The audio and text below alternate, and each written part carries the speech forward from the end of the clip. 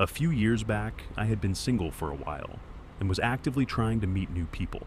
I've never been particularly good at approaching people in person, so naturally I turned to Tinder. I was still pretty optimistic about dating apps back then. I'd had awkward conversations and dates that went nowhere, but nothing genuinely bad had ever happened. Then I matched with this guy named Chase.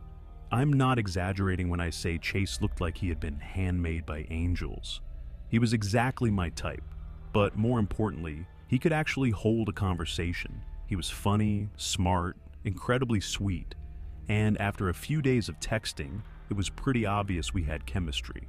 We quickly went from talking on Tinder to planning our first date at this upscale Italian restaurant on the other side of town. Chase offered to pay, which obviously I wasn't going to argue with.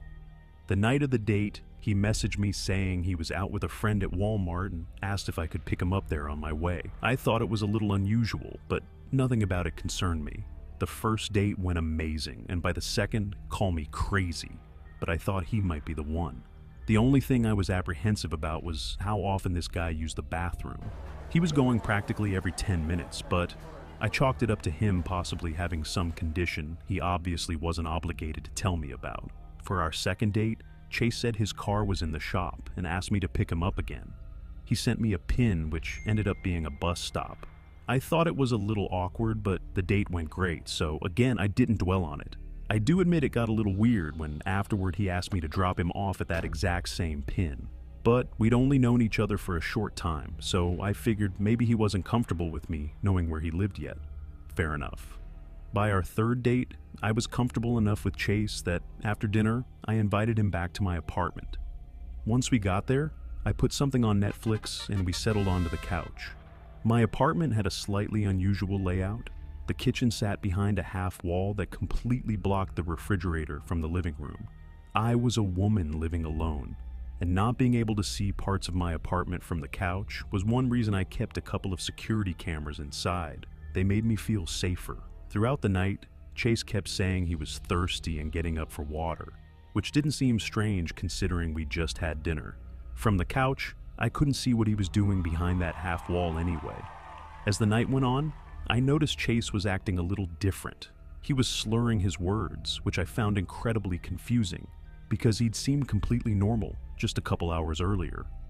Eventually, Chase leaned in and kissed me, and I found this guy extremely attractive. So, obviously I reciprocated. I could smell alcohol pretty strongly on his breath, but we'd had wine at dinner, so I didn't think anything of it. Pretty quickly we decided to move things to the bedroom, and once Chase stood up, I noticed he couldn't seem to keep his balance while he walked. Something felt off, so I told him I didn't think we should continue while he was like this. That's when his demeanor changed. Chase started getting aggressive and pushing me toward the bedroom, saying he wanted to keep going. He was much bigger than me, and I knew trying to physically fight him probably wasn't going to end well. I've watched enough Tyler Perry movies in my life to know sometimes you just have to play along until you can get yourself out of a situation. So that's exactly what I did. I acted like I'd changed my mind and went with him into the bedroom. Once we got into bed, Chase started kissing me again, and I kissed him back just to keep him calm.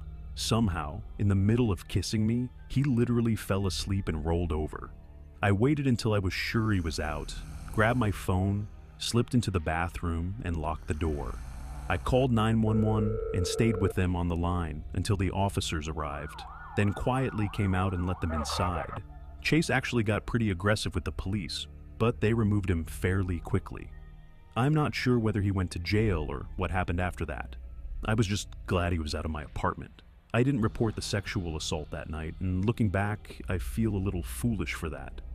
I genuinely liked Chase, and part of me convinced myself he'd simply gotten too drunk and wasn't in his right mind. But I still couldn't understand how he had gotten that drunk. That's when I remembered my cameras.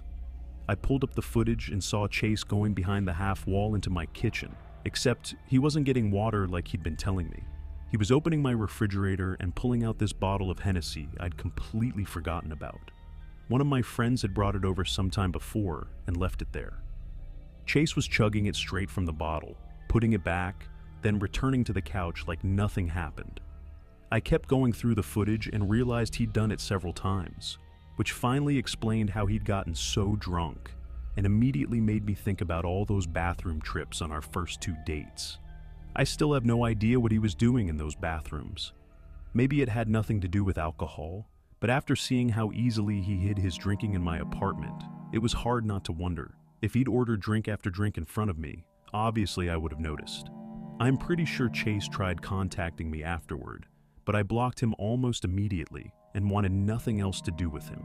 Not long after, one of my friends and I got curious and looked up his name online. That's when we found multiple DUIs and other alcohol-related charges and learned he'd apparently been living in a halfway house, which suddenly explained why he never seemed to have a car or want me picking him up from home. I never would have pegged Chase as an alcoholic, let alone someone with abusive tendencies. Until that night, he had been nothing but sweet to me. I thought I was genuinely getting to know a nice guy, but as always, when something seems too good to be true, it usually is. I got off Tinder pretty quickly after that. Eventually, I met someone else, and we've been together for about 2.5 years now. Thankfully, I never had another incident from Chase.